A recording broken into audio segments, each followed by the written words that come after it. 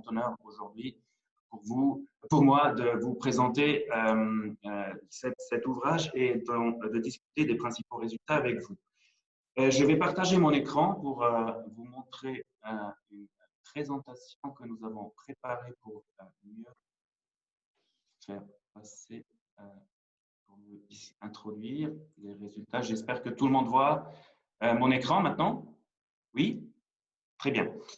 Donc, le contexte de l'ouvrage, d'abord, c'est le contexte d'un ensemble de recherches que nous sommes en train de mener depuis bientôt 15 ans, impliquant les auteurs de cet ouvrage dans différentes constellations. Et ce sont des recherches et précisément sur la question du plurilinguisme au sein de l'administration fédérale. Il y a d'abord eu une recherche financée par le Fonds national de la recherche scientifique, portant sur la représentation et les pratiques linguistiques dans l'administration fédérale en Suisse, ainsi qu'au Canada. Ensuite, deux autres projets financés par le Centre scientifique de compétences sur le plurilinguisme de l'Université de Fribourg et qui se sont intéressés à la question linguistique dans le processus de recrutement du personnel dans l'administration fédérale, ainsi que, deuxièmement, à l'attitude des hauts cadres de la Confédération dans la gestion des problèmes de plurilinguisme et face à la question de promotion de ce même plurilinguisme. Et ces recherches ont donné lieu à plusieurs publications scientifiques ainsi qu'à des rapports plutôt techniques ou destinés à un public initié. Et le livre, publié maintenant dans la collection Le Savoir Suisse, se veut un ouvrage de synthèse qui présente les principaux résultats de ces différentes recherches d'une façon plus accessible à un public plus large. Et maintenant, je laisse la parole à ma co-auteure Emilienne Cobelt pour la présentation du premier ensemble de résultats. Alors, dans notre publication, nous commençons par définir ce que le plurilinguisme à l'administration fédérale et par présenter et discuter les normes légales qui ont été établies au fur et à mesure des années. Donc, différents textes législatifs édictent des règles, notamment en ce qui concerne la représentativité linguistique et les pratiques linguistiques.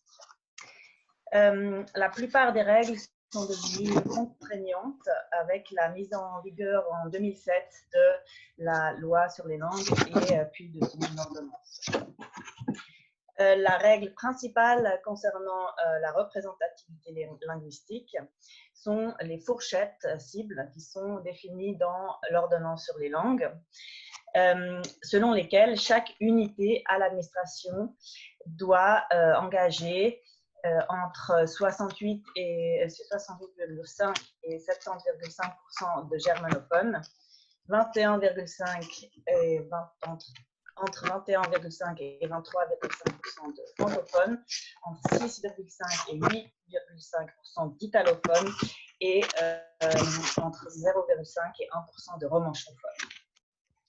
En ce qui concerne les pratiques linguistiques, la règle principale est le libre choix des langues officielles, donc l'objectif étant l'égalité des langues et que chacun puisse parler sa langue.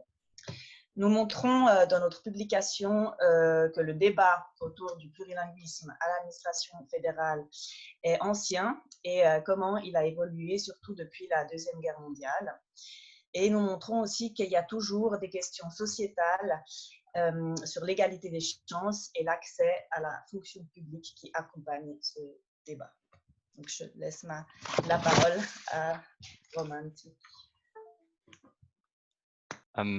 Die im Buch präsentierten Auswertungen zur Vertretung der Sprachgruppen innerhalb der Bundesverwaltung stammen aus dem Personalinformationssystem des Bundes BV+. Seit Januar 2018 verwendet der Bund nun aber ein neues Erfassungstool zur Evaluation der Sprachkompetenzen der Angestellten. Bei unseren Zahlen zeigt sich die Dominanz der Deutschsprachigen in der Bundesverwaltung, die seit 2007 tendenziell eher abnimmt. Die Zunahme ist eher bei den französisch- und rätoromanischsprachigen festzustellen und italienischsprachige sind gesamthaft in allen Jahren innerhalb des Zielbandes vertreten. Große Unterschiede zeigen sich jedoch auf der Ebene der Departemente. Französischsprachige sind im Eidgenössischen Departement für Auswärtige Angelegenheiten, im EDI, im WWF und bei den Parlamentsdiensten übervertreten. Im eidgenössischen Finanzdepartement ist der Anteil Italienischsprachiger relativ hoch, was mit dem großen Mitarbeiterbestand der eidgenössischen Zollverwaltung erklärt werden kann, an den Landesgrenzen im Tessin. Ebenfalls hoch ist der Anteil in der Bundeskanzlei, da sich hier die zentralen Übersetzungsdienste des Bundes befinden. Die Übervertretung der Deutschsprachigen ist seit längerem im VBS am größten. Ein möglicher Erklärungsfaktor hierfür ist, dass das VBS lange Zeit einen deutschsprachigen Departementsvorsteher hatte. Auf der Ebene der Verwaltungseinheiten zeigt sich für das Jahr 2015, dass gemäß BV Plus in rund 2/3 aller Ämter die Deutschsprachigen über den Zielband vertreten und die Lateinischsprachigen häufig untervertreten sind. Lediglich in 6 von 67 Verwaltungseinheiten sind die Deutschsprachigen adäquat repräsentiert. Französischsprachige sind in knapp 70% aller Verwaltungseinheiten untervertreten, Italienischsprachige in 61% oder 41 Verwaltungseinheiten und die Rätoromanischsprachigen sind sogar in 82% aller Verwaltungseinheiten unter dem Zielband vertreten. Insgesamt zeigen diese Auswertungen nun, dass unser Fazit zur Vertretung der Sprachgruppen in der Bundesverwaltung sehr stark davon abhängig ist, welche Stufe wir betrachten. Das heißt, ob wir die gesamte Bundesverwaltung, die Departementsebene oder eben die Ebene der Verwaltungseinheiten anschauen. Le plurilinguisme à l'administration fédérale ne se limite pas seulement à la question de la représentativité linguistique des employés, mais l'utilisation équilibrée des langues officielles au sein des unités administratives est également un but explicite de la loi sur les langues. Mais ceci est plus facile à dire qu'à faire. Travailler dans une seule langue est clairement plus efficace tant qu'on évite les traductions, les malentendus. Et malgré les origines linguistiques variées, la tentation de recourir à une communication interne monolingue est omniprésente dans l'administration fédérale. Le tableau 5 que vous voyez ici est tiré d'une enquête auprès de plus de 5500 employés. Il montre que la langue maternelle, effectivement, est la plus souvent utilisée. Donc l'allemand pour les germanophones, le français pour les francophones et l'italien pour les italophones. Mais pour les italophones, le pourcentage des employés fédéraux qui n'utilisent pas leur langue maternelle au travail est plus grande que pour les autres groupes linguistiques. On voit aussi que l'allemand et le français sont les langues les plus pratiquées. Donc, parmi tous les employés, 96% des employés utilisent l'allemand au travail. Si ce tableau permet d'esquisser une première image, il ne règle pourtant pas la question de l'importance relative des langues officielles dans les processus de travail. Qu'est-ce que permet de montrer ce graphique-là qui analyse les langues officielles utilisées pour l'élaboration des actes législatifs de la Confédération avant que ces actes soient ensuite traduits dans les autres langues officielles pour leur publication. Et on voit que la très grande majorité des actes législatifs de la Confédération est élaborée en allemand. Ce constat n'a rien d'étonnant puisque les collaborateurs germanophones sont effectivement majoritaires aussi au sein de l'administration fédérale. Et l'évolution dans le temps montre quand même que le pourcentage de textes en version originale française augmente très sensiblement depuis le début du millénaire pour atteindre une valeur oscillant entre 20 et 23% depuis 2006. Dans l'ensemble, cependant, et en comparaison avec la représentation effective des trois groupes linguistiques au sein du personnel, l'allemand reste utilisé de manière surproportionnée, avant tout au détriment de l'italien, qui est utilisé seulement de façon très ponctuelle pour des textes de moindre importance. Je laisse la parole à Emilia. Alors, un chapitre de notre publication est dédié au processus de recrutement.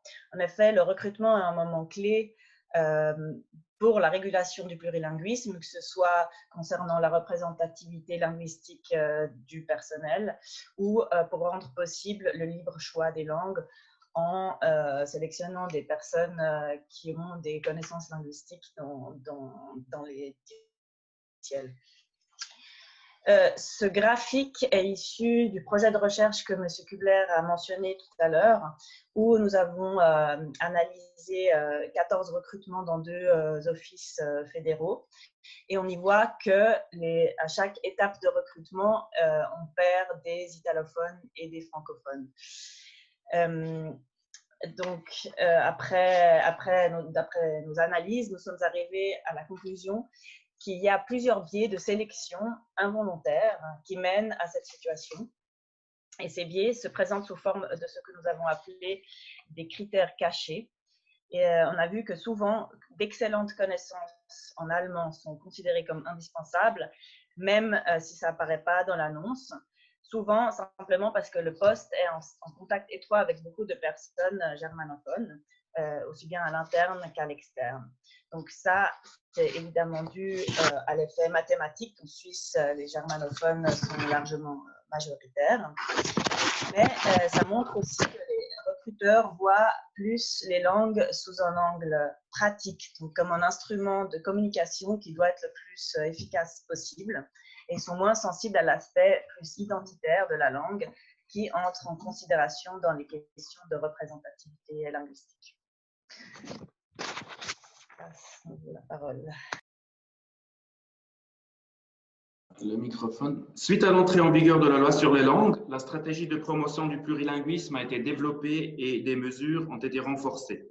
Les axes prioritaires sont les processus de recrutement, les recommandations linguistiques pour le travail administratif, comme par exemple pour la composition des groupes de travail, pour l'élaboration des publications, ainsi que pour le renforcement des compétences linguistiques pour faciliter la communication multilingue. Quelle est la perception de ces mesures? C'est aussi quelque chose que nous nous sommes demandé. Et le tableau ici montre un extrait d'une enquête qui portait précisément sur ces questions. Et de façon générale, l'attitude du personnel fédéral vis-à-vis du plurilinguisme en tant que tel est plutôt positive et les responsables des unités administratives font une évaluation aussi positive des différentes mesures, comme on le voit sur ce tableau. Donc, on voit en total, par exemple, 83% des personnes, des responsables des différentes universités que les directives en matière de sont utiles. Il en va de même avec d'autres directives, d'autres mesures, d'autres recommandations qui ont une adhésion plutôt confortable quand on voit ce tableau. Fait intéressant, les divergences entre les groupes linguistiques sont quand même notables. Les germanophones sont généralement moins préoccupés par cette thématique. Ils trouvent aussi que ces directives, ces mesures, ces recommandations sont tout à fait utiles, mais l'intensité de ce sentiment est moins grande chez eux que chez les francophones ou les italophones. Ça montre encore une fois que pour les minorités latines, et en particulier pour les italophones, ces questions sont d'une importance accrue. Les enjeux au plurilinguisme au sein de l'administration fédérale font débat depuis l'après-guerre. Emilienne l'a dit, c'est donc un thème intéressant, ça continue d'être un thème intéressant parce que surtout, c'est un problème épineux et difficile à résoudre. Après l'adoption de la nouvelle législation sur les langues, la stratégie de promotion du plurilinguisme a été renforcée de façon significative et la situation s'est effectivement améliorée. Mais en ce qui concerne la représentation des groupes linguistiques, derrière des moyennes globalement correctes se cachent quand même des différences importantes entre les unités administratives, comme l'ont montré les graphiques commentés par Roman Zwicky. Et le choix de la langue de travail est clairement restreint, surtout pour les francophones, mais pour les italophones, c'est encore plus souvent une illusion. Que faire? Il faut surtout ne pas relâcher l'effort. Il faut continuer à développer les mesures de promotion du plurilinguisme. C'est un travail de longue haleine qui demande une prise de conscience des problèmes, une volonté d'agir, des efforts concrets, mais surtout aussi de la patience et une certaine persévérance. Et parmi les mesures qui sont particulièrement importantes, il y a le renforcement des compétences linguistiques dans les langues minoritaires, surtout, donc le français et l'italien. Plus concrètement, promouvoir la maîtrise de ces deux langues chez les germanophones, de même que la maîtrise de l'italien chez les francophones, est importante. Pourquoi? Parce qu'il s'agit de rééquilibrer le rapport de force inégal qui est dû au poids relatif des communautés linguistiques. C'est ça qui contribuera à réaliser le principe du libre choix de la langue de travail et contribuera, on peut l'espérer, à continuer d'avancer sur la voie d'une administration fédérale réellement plurilingue. Je vous remercie de votre attention et de votre attention. Je vais terminer le partage de l'écran et je laisse la parole tout de suite à la présidente du Conseil national, Madame Isabelle Moret. Je suis impatient de connaître votre réaction. À vous, Madame. Bonjour à toutes et à tous. J'aimerais d'abord commencer par des remerciements aux mandants, à la collection et aussi aux auteurs de cette étude que je trouve extrêmement intéressante parce que cette étude en fait relève de manière chiffrée des choses que nous ressentons parfois au sein du Parlement mais que nous n'avons pas vraiment pu prouver de manière chiffrée. Donc merci pour cette étude qui permet d'apporter des éléments très intéressants, comme par exemple les différentes représentations dans les diverses unités administratives, quelque chose que nous avons ressenti, mais dont nous n'avons jamais pu avoir une attestation chiffrée. J'aimerais vous dire quelques mots sur le fonctionnement du Parlement par rapport à l'administration. Vous connaissez bien entendu le fonctionnement du plénum, du Conseil national, où chacun s'exprime dans sa langue, principalement pour s'adresser à ses électeurs, aux citoyens, mais aussi aux médias. Tout est traduit au sein du Conseil national. Mais j'aimerais vous dire quelques mots particuliers sur les commissions que vous connaissez moins bien, puisque l'activité au sein des commissions n'est pas publique. Au sein des commissions du Parlement, il n'y a pas de traduction. Chacun s'exprime en théorie dans sa langue, mais je pense que mon collègue Romano pourra le dire. Je n'ai jamais entendu d'italophones ou de romanches s'exprimer dans leur langue en commission. Les francophones ont encore la chance de pouvoir s'exprimer dans leur langue, mais il faut être réaliste afin d'être compris de tous leurs collègues. Il arrive fréquemment que des francophones résument en allemand leurs propos les plus importants afin de s'assurer d'avoir une majorité. Ou parfois, vis-à-vis de l'administration, il arrive des moments frustrants pour les francophones où, lorsque nous avons une ronde de questions, chacun des parlementaires pose des questions dans sa langue, les questions sont répondues, sauf les 2-3 questions en français qui ont été oubliées ou bien est-ce qu'elles n'ont pas été comprises. J'ai parfois le sentiment que lorsque les francophones s'expriment un peu vite ou avec des termes compliqués, certaines personnes à l'administration ne nous comprennent pas. Et ceci donne des situations parfois aussi ubuesques où l'on réalise que les parlementaires germanophones se répondent les uns aux autres, ou donc les parlementaires francophones se répondent les uns aux autres dans leurs arguments, et il n'y a pas vraiment de discussion générale entre toutes les langues. Donc, cette remarque que vous faites en particulier de dire que oui, c'est important d'avoir des représentations linguistiques avec l'origine des personnes de manière diversifiée dans l'administration, c'est absolument important. Mais j'allais dire, vous pointez un élément important aussi, c'est le développement de l'apprentissage des autres langues nationales.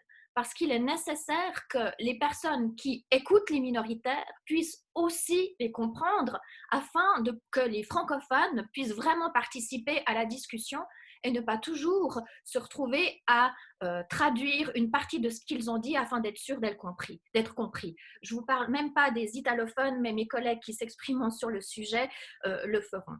Pour ma part, je défends très souvent aussi la langue italienne parce que je sais que le jour où on abandonne le soutien à nos collègues italophones, eh bien la langue d'après qui sera mise en danger, c'est la langue française. Donc c'est une véritable solidarité que l'on doit avoir entre les langues minoritaires pour la représentation de personnes d'origine des langues minoritaires, mais aussi pour s'assurer qu'au sein de l'administration, le personnel comprenne, il n'est pas obligé de s'exprimer, mais au moins comprenne les langues minoritaires. Et j'aimerais souligner un dernier élément. Il arrive parfois que dans certaines branches très techniques, on doit recruter des personnes qui soit viennent d'Allemagne, soit, c'est plus rare, viennent de France et qui n'ont pas eu le parcours scolaire usuel des Suisses, c'est-à-dire n'ont pas forcément eu pour une personne qui vient d'Allemagne le français à l'école. Et donc, bien entendu, ils doivent s'engager à apprendre le français, mais il y a toujours quelques années d'apprentissage qui sont un petit peu difficiles. Donc là, vraiment, à nouveau, j'insiste sur votre conclusion, l'apprentissage des langues nationales afin que chacun puisse continuer à s'exprimer dans sa langue au sein de l'administration fédérale et au sein du Parlement. Encore merci beaucoup pour votre étude qui en fait est un appui pour tous les représentants des langues minoritaires. Merci beaucoup, Madame la Présidente du Conseil national. Il y aura l'occasion de débattre aussi après dans la phase prévue pour des questions que notamment les représentants des médias pourront poser aux parlementaires aussi. J'aimerais passer maintenant la parole à Monsieur Hans Stöckli, président du Conseil des États.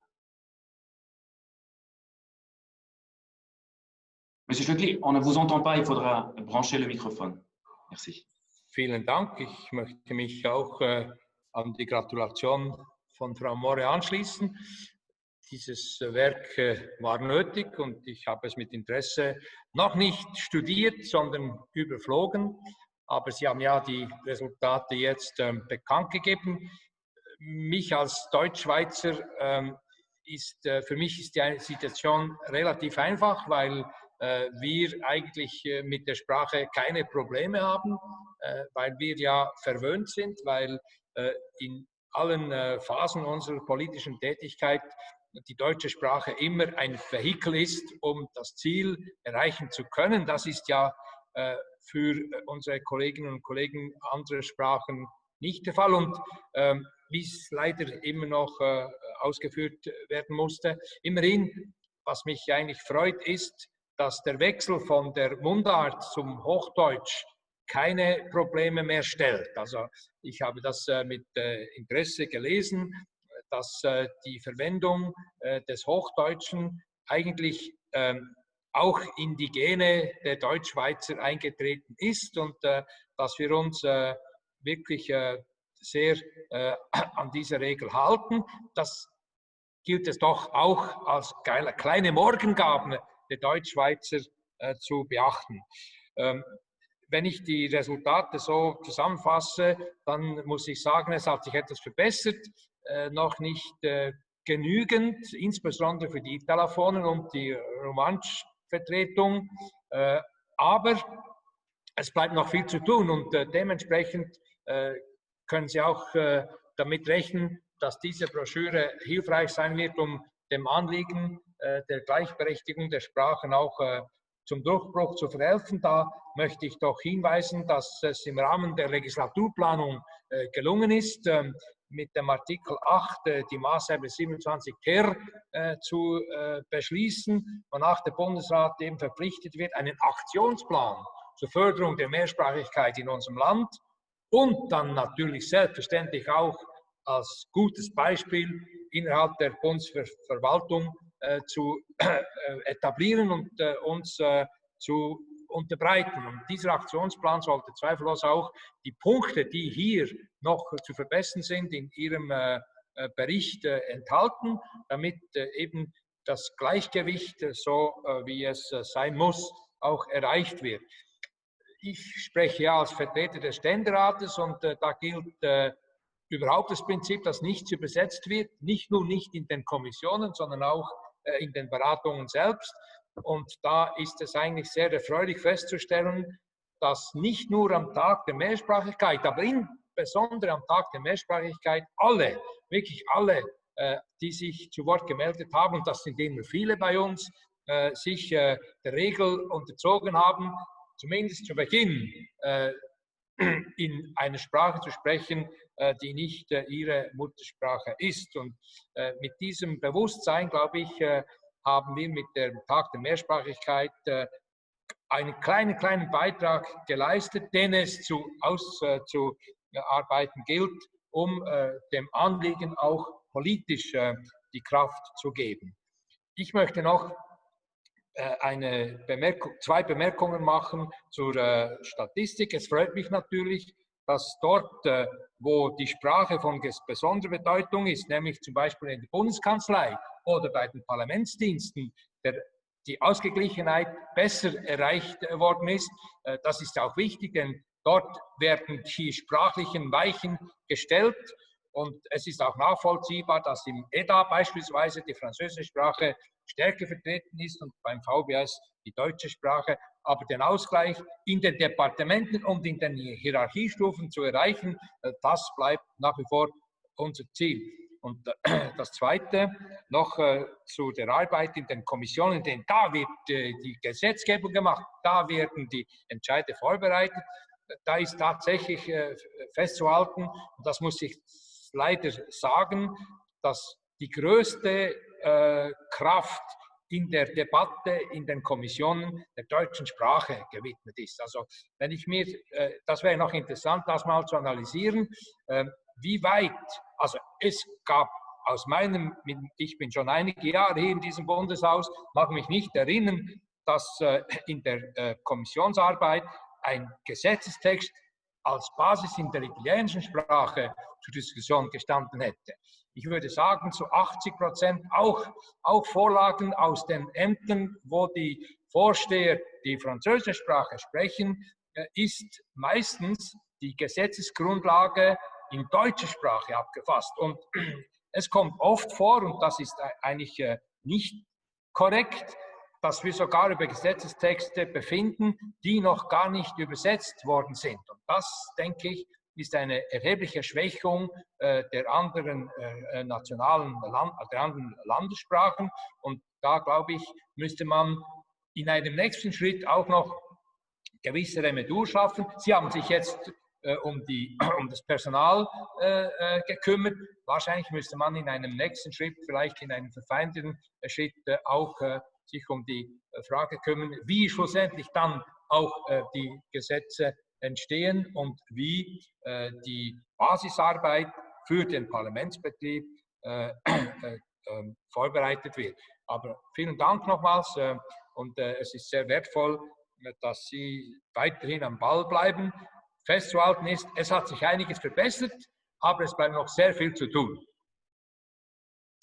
Vielen Dank, Herr Stöckli, für diese pointierte Zusammenfassung unserer Arbeit. Und ich möchte nun ohne weitere Verzögerung das Wort an Nationalrat John Hult geben. Bon dia a tots, Dona Presidente del Cusal Nacional, Sar Presidente del Cusal del Stanz, chers amis del plurilinguisme svizzer, è l'onore di poter rappresentare oggi in questa conferenza stampa virtuale la Svizzera Romancia. Però sono anche fortunato di poter rappresentare al Consiglio nazionale un cantone trilingue, quindi anche la lingua italiana. Ich werde auf Deutsch weiterfahren, weil eben das Problem des Romanischen damit schon gesagt ist. Es ist eine Tatsache, dass die ganz große Mehrheit der Menschen, der Schweizerinnen und Schweizer in der Bundesverwaltung, im Parlament, da wo in Bern die Musik spielt, das Romanische zwar sehr, sehr mag, sehr viel Sympathie für die romanische Sprache hat, ein riesiges Wohlwollen, aber die romanische Sprache nicht wirklich versteht. Und deshalb ist diese 4. Landessprache, die ja keine volle Amtssprache ist, natürlich wirklich die Minderheit der Minderheit. Die Zahlen, die Sie gezeigt haben, mindestens für den Teil der Repräsentanz innerhalb der Verwaltungseinheiten, sind sehr deutlich und leider deutlich nicht gut aus Sicht der romanischen Schweiz. Ich wiederhole, 82%, also in 82% aller Verwaltungseinheiten ist das Romanische gemäß seiner Stärke untervertreten und die Stärke ist ja schon sehr, sehr klein, da geht es um ein halbes bis ein ganzes Prozent und in 82% aller Verwaltungseinheiten ist das nicht erreicht. Das ist die Realität, eine Realität, die verbessert werden soll und verbessert werden muss, aber wir müssen natürlich uns auch alle bewusst sein, das ist nicht ganz so einfach, weil natürlich auch das Reservoir, aus dem Personal gefunden werden kann, das tatsächlich auch Romanisch spricht. Die Romaninnen und Romanen sind nicht so wahnsinnig viele, dessen sind wir uns natürlich sehr bewusst. Und trotzdem scheint es mir doch wichtig, dass die Bemühungen weitergehen, denn obwohl das Romanische zwar sehr viel Wohlwollen genießt, sehr viel Sympathie genießt, besteht gleichzeitig auch ein bisschen die Gefahr, dass die rätoromanische Sprache und damit auch die rätoromanische Kultur beim Bund, in der Bundesverwaltung, in der Politik, im Parlament natürlich wie eine Art folkloristische Funktion bekommt. Also etwas, was man gerne hat. Ich habe die Erfahrung gemacht, als ich an der letzten Session am Tag der Mehrsprachigkeit praktisch ein ganzes Votum im Nationalratssaal auf Romanisch gehalten habe, habe ich natürlich nachher sehr viele Komplimente erhalten, wie schön dieses Votum war. Habe dann aber gemerkt, dass niemand, der ein Kompliment ausgesprochen hat, verstanden hat, was ich gesagt habe. Sonst hätten gewisse Kolleginnen und Kollegen mir kein Kompliment gemacht, weil sie natürlich in der Sache ganz anderer Meinung waren. Und deshalb besteht natürlich die Gefahr, dass das Romanische in Bundesbern natürlich so ein bisschen zum Pet of the Nation, um einen Anglizismus zu verwenden wird. Also dass es etwas ist, was eben als folkloristisch, sympathisch, etwas, was man hegt und pflegt, aber letztlich nicht ganz ernst nimmt, wenn es wirklich darum geht, Entscheidungen zu treffen, die wichtig sind. Und ich glaube, da haben alle gemeinsam eine Aufgabe dafür zu sorgen, dass auch die kleinste der offiziellen Minderheiten in der Schweiz eben nicht einfach the pet of the nation ist, sondern oder zu dem wird, sondern wirklich auch eine Landessprache ist, die als solche ernst genommen wird als Landessprache. Und ich glaube, in diesem Zusammenhang ist es wirklich sehr wichtig, dass die Bemühungen auf Ebene der Rekrutierung noch etwas engagierter gemacht werden, dass man diese sehr kleine Zahl an romanischsprachigen Mitarbeitenden, die man ja gemäß den Zielsetzungen erreichen muss, dass man an die etwas näher kommt. Also ich fände es eigentlich schon, muss ich sagen, inakzeptabel, wenn bei der nächsten Erhebung wiederum die Untervertretung der romanischen Schweiz in den verschiedenen Einheiten der Bundesverwaltung wieder über 80% sein sollte. Diese Zahl muss deutlich runterkommen. Wir müssen bei der Rekrutierung dafür sorgen, dass das Romanische etwas besser dasteht. Übrigens auch natürlich das Italienische und wo nötig auch das Französische. Aber beim Romanischen ist es wirklich eklatant. Ich muss ehrlich sein, das hat natürlich auch damit zu tun, dass die Romaninnen natürlich alle beinahe perfekt zweisprachig sind. Das heißt, es ist nicht eine Frage sozusagen des kommunikativen Überlebens. Wir alle sprechen ziemlich gut bis sehr gut auch mindestens Deutsch, oft auch noch Italienisch, in vielen Fällen Französisch.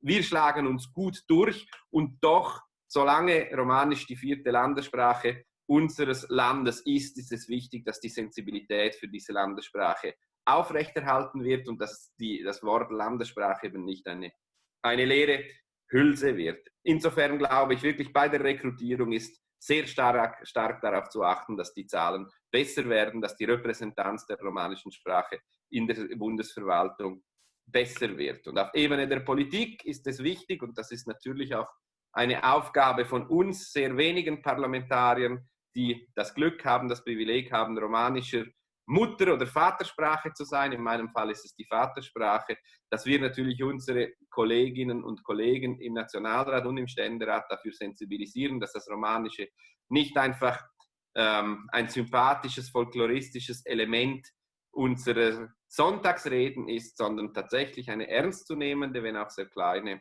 romanische Sprachgemeinschaft unseres Landes und das Romanische auch wirklich seit den 1930er Jahren eine Landessprache ist. Und ich bin überzeugt, zusammen mit Nationalrat Candinas, der auch ein Rätoromane ist, und Ständerat Engler, der ebenfalls ein Rätoromane ist, und auch der ganzen Bündner Bundeshausdelegation, auch denjenigen, die nicht der romanischen Sprache so mächtig sind oder sie sprechen, dass wir diesen Job weiterhin machen und das Romanische auch im Bundeshaus weiterhin seinen Platz haben wird. Ich danke sehr für die Einladung, ich danke sehr für die Arbeit und die Bemühungen und die Studie und ich gebe gerne das Wort weiter. Vielen Dank.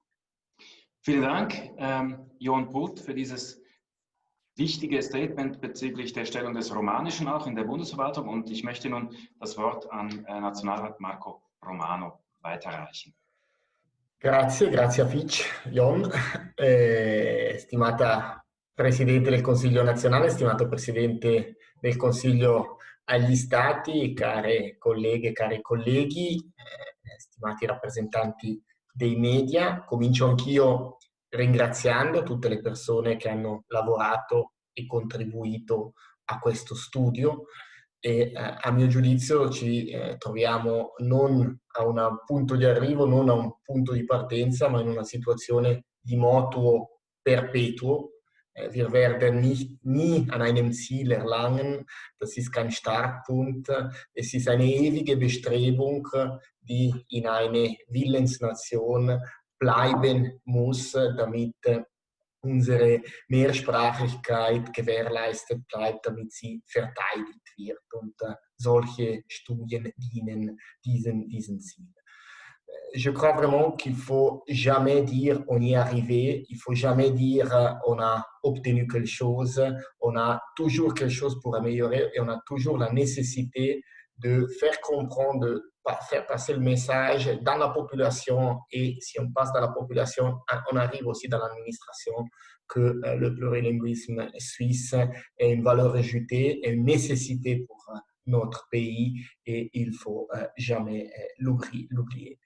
Ich sage es immer wieder, leider passiert es für viele Bürger, ist die Verwaltung, die Bundesverwaltung, keine Bundesverwaltung, es ist die deutschsprachige Verwaltung und das bremst viele und das riskiert auch die Distanzen in unserem Land, die nicht so groß sind, wir sind kein breiter Land, aber die Distanzen, die werden immer länger, weil man sich immer schwieriger versteht. Le fait d'avoir une difficulté de rapprocher les institutions, parce qu'ils parlent surtout et quasiment exclusivement l'allemand et le suisse-allemand, parce que dans la politique, on n'a pas ces problèmes du suisse-allemand, mais dans les citoyens, ce n'est pas le cas. Si vous appelez les CFF, si vous appelez la Poste, au niveau central, la réponse est en suisse alémanique.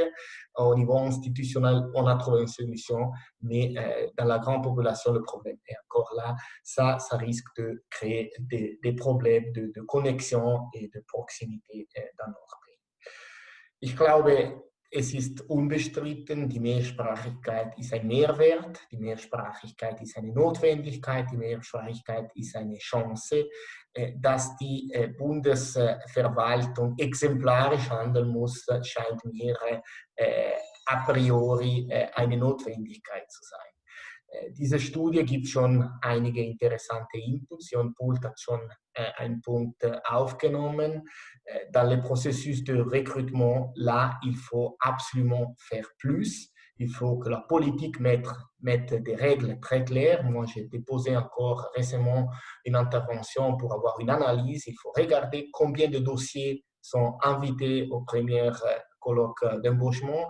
Il faut voir vraiment les processus de sélection. Es ist ein Faktum, Deutschschweizer rekrutiert ein Deutschschweizer, ein Tessiner Chef wird nie einen Tessiner rekrutieren, er wird sofort einen deutschsprachigen Mitarbeiter suchen, damit er seine Limiten kompensieren kann. Und das Gleiche passiert bei vielen Französischsprachigen, die dann sofort einen Deutschsprachigen einstellen, damit sie kompensieren. Bei den Deutschschweizer braucht es klare Regeln und eine Analyse der Dossiers, die analysiert wird.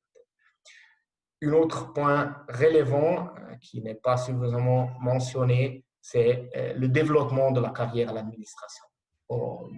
Il faut s'arrêter d'accepter que des personnes deviennent chefs et ne connaissent pas les langues. La question linguistique doit être un élément central du processus de carrière. Wenn man einen höheren Posten erlangt, dann muss man die Kompetenzen der Sprachen nachweisen. Dann muss man nachweisen, dass man sich im Rahmen der Mehrsprachigkeit engagiert hat. Und es kann nicht sein, dass heute bei wichtigen Bundesämtern auf der Chefetage Personen das Ganze regieren oder in die Hände haben, die nicht mehrsprachig sind.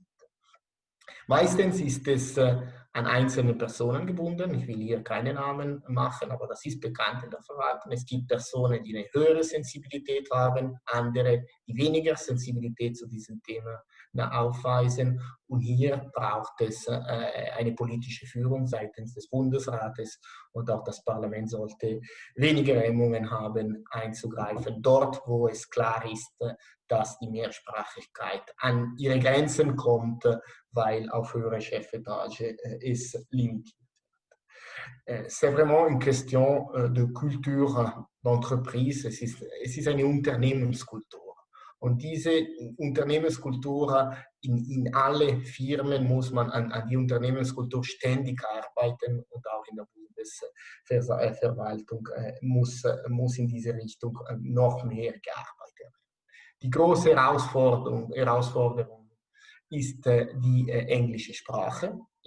Sitzungen auf Englisch finden schon statt, das muss man klipp und klar sagen. C'est déjà une réalité, des fonctionnaires, surtout les Suisses allemands et les Romands, les deux quittent sa propre langue pour éviter qu'une soit plus forte que l'autre et on parle anglais. Ça, c'est inacceptable, ça, il faut le bloquer, c'est vraiment la fin de la Suisse. Si on cherche un élément commun, et l'élément commun, ça devient l'anglais et pas le plurilinguisme, je crois qu'on aura un problème dans quelques années. Là, au niveau de gestion de l'entreprise, il faut faire quelque chose en plus. Ich komme zum Ende. Man muss noch zwei Inputs aus der Aktualität nehmen.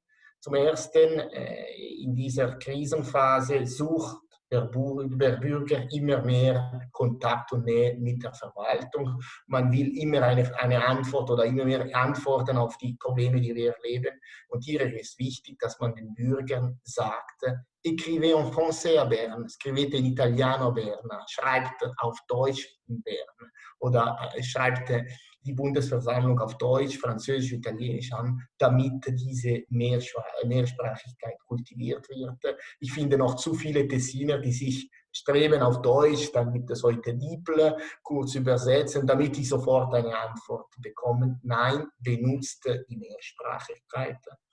Et au niveau de gestion de l'entreprise, administration fédérale, je crois qu'on a appris maintenant, on a vécu le potentiel de l'home office, voir plus de gens qui reçoivent la possibilité de travailler depuis la maison, augmente aussi la disponibilité des gens qui habitent dans le Tessin, dans le Grisons, à Genève, dans le canton du Jura, de rester à sa propre maison, de déposer sa candidature pour un poste à l'administration fédérale s'ils ont la possibilité 2-3 jours de travailler depuis la maison ou depuis le canton, parce que presque dans tous les cantons, on trouve des bâtiments de la Confédération, et puis aller à la centrale une fois par semaine. Das Homeoffice ist Realität in der Bundesversammlung. Verwaltung kann man viel mehr machen und mit dem Homeoffice kann man auch besser Leute rekrutieren und auch Fachkompetenzen, fachlich höhere positionierte Personen aus Randregionen in die Bundesversammlung nehmen, weil es ist klar, ein 50-Jähriger aus der Surselva, aus dem Süden des Tessin, aus Genf, überlegt sich 2-3 Mal seinen Job aufzugeben und einen Job in Bern zu suchen, weil dann für die Familie es problematisch wird. Mit dem Homeoffice kann man viel lösen und diese Krise hat uns etwas bewiesen, dass das Homeoffice praktikabel ist und auch eine Notwendigkeit geworden ist. Ich bedanke mich bei allen, die mitgewirkt haben und hoffe, dass wir weiter an diesem Motus Perpetuus arbeiten werden. Merci, grazie mille. Vielen Dank, Nationalrat Marco Romano. Und zum Schluss möchte ich das Wort an Verio Pini übergeben, der die Bundesverwaltung auch vom Inneren her kennt als langjähriger Berater für die Bundeskanzlei in Sprachenfragen. Prego, signor Pini. Grazie, Daniel. Merci à vous tous et bonjour aussi de ma part. Je vais parler en français pour faire un commentaire, disons, spontané et très positif sur ce bouquin. J'aimerais avant tout dire la grande satisfaction de voir ce sujet traité dans la collection Savoir suisse, qui s'ouvre en plus avec une phrase de Frédéric César de la Harpe, citée en exergue, sur la nécessité du plurilinguisme et implicitement l'actualité de la République helvétique, sa clairvoyance, un véritable laboratoire de la Suisse moderne, comme nous a présenté Madame Yost au début de cet entretien. Sans revenir sur les aspects déjà cités, j'estime ce livre très important et j'estime qu'il a plusieurs mérites. En particulier, il donne dans l'ensemble une description détaillée. Vous avez dit, j'ai vécu dans l'administration fédérale pendant des décennies. Il donne une description détaillée, véridique, correcte des situations et des pratiques au sein de l'administration fédérale. Et c'est déjà un grand mérite.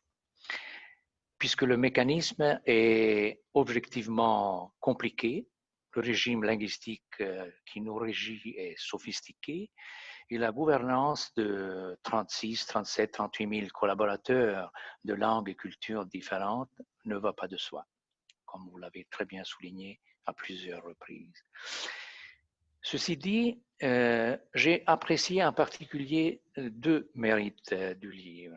D'une part, la position très importante accordée à la notion de bureaucratie représentative. Ce n'est pas quelque chose que tout le monde connaît, ce n'est pas un sous-entendu. Il fallait donc présenter son importance, son évolution dans une perspective historique, comme vous l'avez bien fait, soutenu d'ailleurs par d'innombrables revendications des minorités, en particulier dans les moments critiques de notre histoire.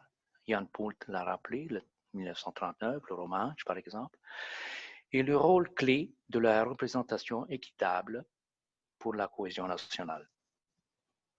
D'autre part, en réponse à ce premier défi et dans la suite du livre, la description de la situation réelle et statistique, l'analyse détaillée des difficultés liées à la mise en pratique de ce principe, que vous avez très bien présenté, non seulement de la représentation équitable et du recrutement des nouveaux collaborateurs, mais aussi les efforts pour mesurer, pour développer leurs compétences linguistiques et en fin de compte créer les conditions pour un plurilinguisme vécu au quotidien, qui reste une des grandes difficultés. La leçon qui en résulte, l'a bien dit tout à l'heure Marco Romano, c'est que rien n'est acquis. Il faut tout le temps reprendre, il faut tout le temps recommencer. Il y a, comme vous le savez, une rotation importante aussi dans ces 38 000 collaborateurs. Donc, il faut instruire, il faut introduire, il faut sensibiliser tout le temps les nouveaux collaborateurs sur les enjeux. À côté des deux dimensions que vous avez très bien développées, peut-être le fait de focaliser l'attention sur les problématiques de pouvoir nous ont fait presque oublier un troisième élément qui est traité dans le livre, vous le citez à plusieurs reprises, mais peut-être il aurait pu être développé d'une manière plus importante. Et je pense à la prestation essentielle de l'administration fédérale dans le domaine du plurilinguisme, c'est-à-dire les publications officielles et la communication plurilingue. C'est un effort formidable, remarquable, qui s'est construit lui aussi dans le temps sous la pression des revendications minoritaires, et j'en sais quelque chose aussi pour l'italien. Ce n'est pas un acquis depuis des décennies, c'est un fait relativement récent. Et il permet aujourd'hui, avec la primauté de la version électronique, avec Internet en d'autres termes, d'offrir simultanément et partout avec un clic les textes officiels les plus importants et toute une grande partie de la documentation administrative qui les explique. Ceci est un des trois piliers. Vous en avez développé très bien deux. À mon avis, peut-être que ce troisième pilier aurait mérité une place plus importante, puisque c'est lui qui garantit une participation citoyenne presque complète à la politique fédérale. Voilà. Ça, c'était des remarques, peut-être une remarque un peu critique, celle-ci.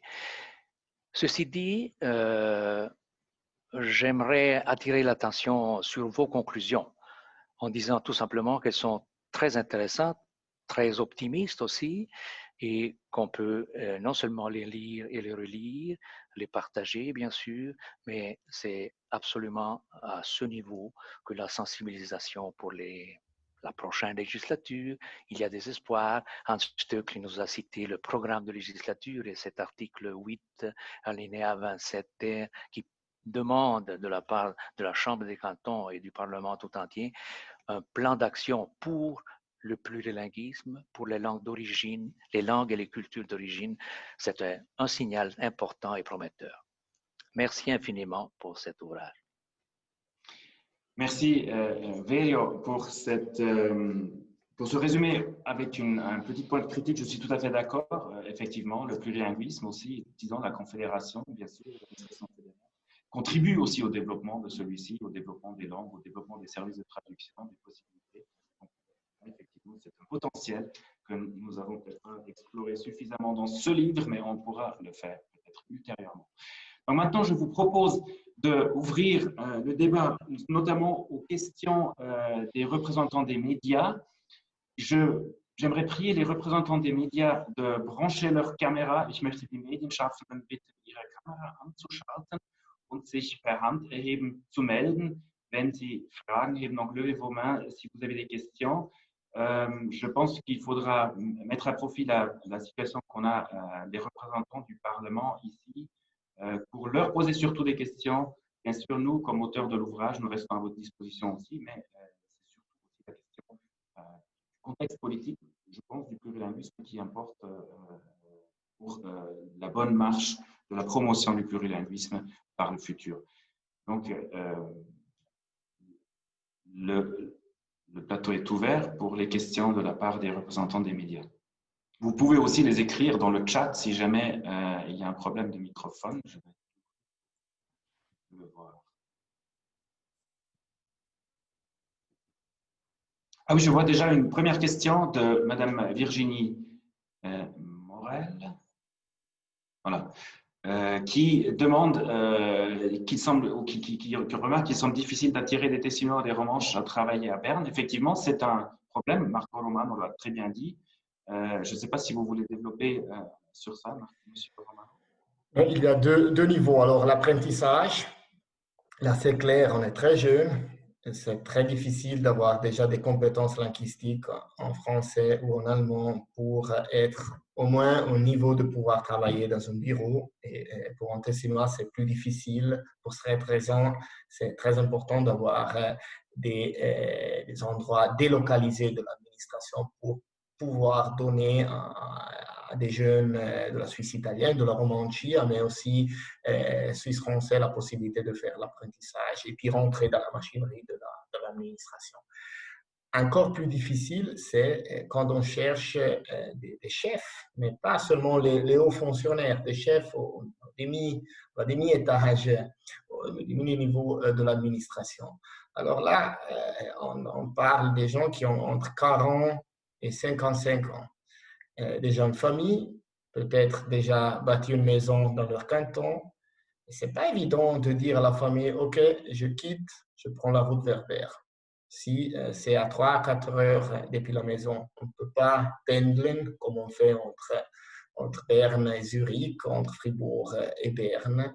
Et ça, c'est une limite énorme. Et là, la réponse, ça doit vraiment être une administration fédérale plus agile. Le Covid nous a aidés à découvrir qu'on peut vraiment travailler 2-3 jours depuis le Tessin et puis rentrer à la centrale le mercredi ou le jeudi, ou la possibilité d'avoir des formes de travail encore plus flexibles. Et c'est la seule façon pour attirer des gens. C'est trop facile de dire, oui, on n'a pas de candidat de la Suisse italienne. Trouver quelqu'un qui est disposé de vendre sa maison ou de quitter la famille pour toute la semaine, ce n'est pas évident. Et on a aujourd'hui des solutions pour vraiment aider dans ce domaine-là. Ça ne se touche pas seulement la Suisse italienne, mais aussi la Romandie, mais aussi des régions de la Suisse française qui sont plus loin de 2 heures depuis Berne. Merci beaucoup pour ces explications. Verio, vous avez une réponse aussi à apporter parce qu'il y a une question aussi qui est adressée directement à vous dans le chat. Peut-être. Ah bon, alors j'attends cette question. Je voulais tout simplement compléter ce que disait M. Romano, c'est que dans plusieurs autres cantons, nous n'avons pas des statistiques exactes sur les cantons de provenance. Donc ce n'est pas seulement les Tessinois et quelques Romans, c'est aussi d'autres cantons très éloignés de Berne qui sont pénalisés.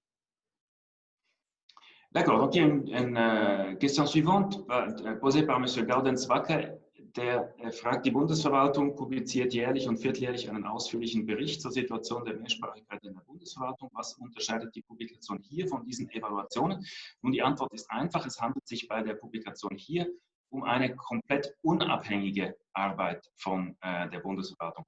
Die statistische Basis ist dieselbe. Also auch wir haben die Daten aus dem Personalmanagementsystem des Bundes zur Verfügung gestellt bekommen, aber die Analysen, die wir gemacht haben, sind ohne Einfluss von irgendjemandem in der Bundesverwaltung geschehen.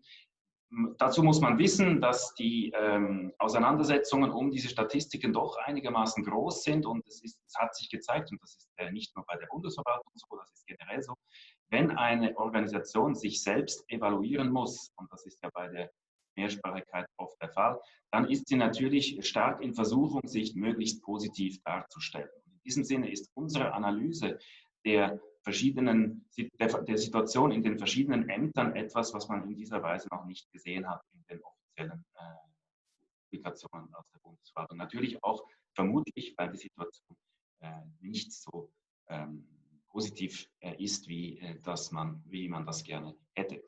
Verio Pini, an Herrn Pini gibt es eine Frage, und zwar lautet die: Zieht die Bundesverwaltung irgendwelche konkreten Schlüsse aus den Studienergebnissen, zum Beispiel beim Rekrutierungsprozess? Oui, certainement. Les études qui se sont multipliées ces 20 dernières années, d'un côté, suite aux travaux sur la loi sur les langues, suite à l'activité du Centre du plurilinguisme de Fribourg, les recherches citées par M. Kubler sont automatiquement, disons, englobées dans l'analyse que les différents offices et départements font, à côté, bien entendu, de l'Office fédéral du personnel, qui les utilise, les analyse. Un résultat concret, vous l'avez si vous regardez, par exemple, les instructions du Conseil fédéral concernant le plurilinguisme et son application, et les changements que ces instructions ont subis ces 20 dernières années. Il y a eu des instructions en 1997, ensuite en 2003, ensuite en 2014.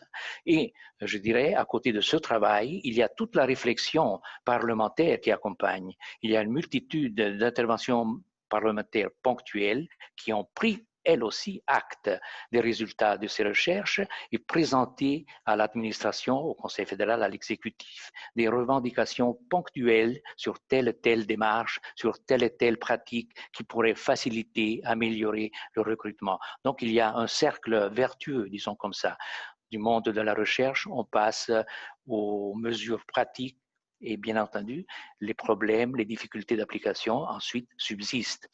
Un dernier point, actuellement même, sur l'impulsion du projet, sur la stratégie, disons, pour le plurilinguisme décidée par le Conseil fédéral au 15 juin de cette année, les départements sont chargés d'élaborer et de présenter des mesures qu'ils vont appliquer internement dans leur département respectif sur la base justement de ces matériaux, de ces publications, de ces recherches. Merci Verio pour cette réponse. Est-ce qu'il y a d'autres questions de la part des représentants des médias? Bien sûr, en français, auf Deutsch, anche in italiano ed in romansch. Bene, posso porre una domanda? Mi sentite? Sì, la sentiamo. Bene. Io avrei una domanda per Marco Romano. Buongiorno, mi permetto di porla in italiano senza tradurla in tedesco. Un punto interessante da lei citato è che l'amministrazione federale spesso viene percepita come un'amministrazione svizzero-tedesca. Quali sono le conseguenze di questa percezione e soprattutto come può essere migliorata la situazione? Non appena con le istituzioni non ci si può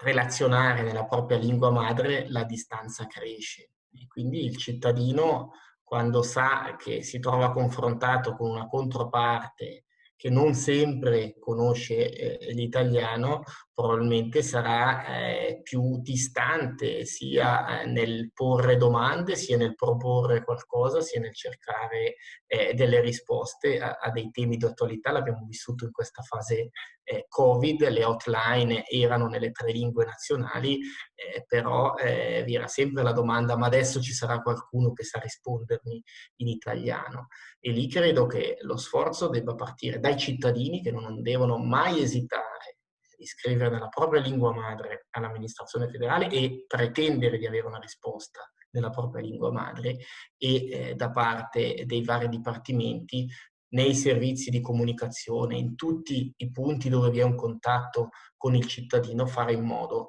che vi siano persone che perlomeno sappiano poi inoltrare o capire il tipo di domanda e girarlo a tutti i contatti. Oggi abbiamo ancora dei punti di comunicazione dei responsabili della comunicazione in dipartimenti in uffici federali che lavorano con una sola lingua. Ogni ufficio federale dovrebbe saper parlare le 3 lingue per rispetto della popolazione che è popolazione svizzera e ha diritto ad un'amministrazione che sia svizzera, nel senso che viva il plurilinguismo elvetico. Grazie, signor Romano. Ci sono altre domande? Gibt es weitere Fragen? Es gibt d'autres questions? Se posso fare ancora Sì, una domanda, sempre in italiano al signor Pini. Appunto, vengono fatti questi studi regolarmente, ma poi quali sono le conseguenze concrete a livello di amministrazione? In che modo questi risultati vengono poi concretizzati, nel senso quali sono le misure che vengono prese per migliorare la situazione all'interno dell'amministrazione federale?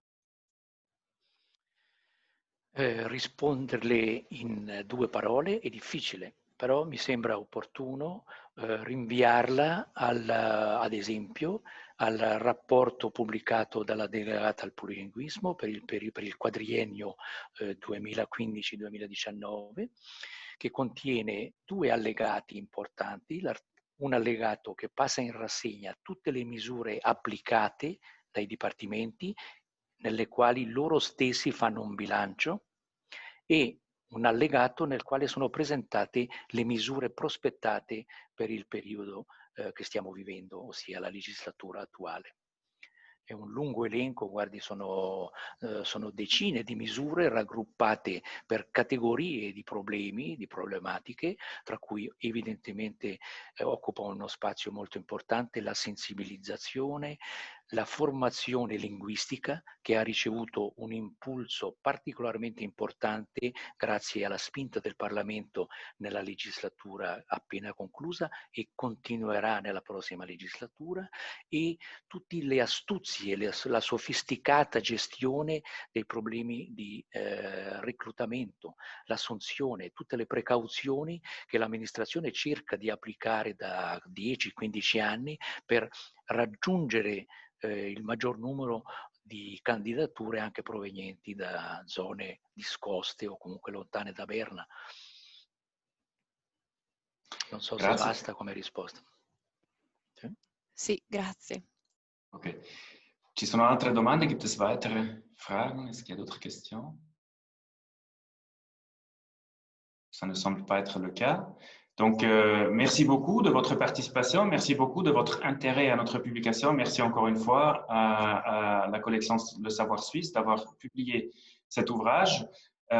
C'était un plaisir de travailler avec vous. C'est un plaisir aussi de se réunir avec vous ce matin pour parler de ces aspects importants, à mon avis, du plurilinguisme qui constitue un élément essentiel de notre pays. Et j'aimerais avec ceci vous souhaiter une excellente journée et une bonne continuation. Et n'oubliez pas d'apprendre les langues minoritaires. Merci beaucoup. Au revoir.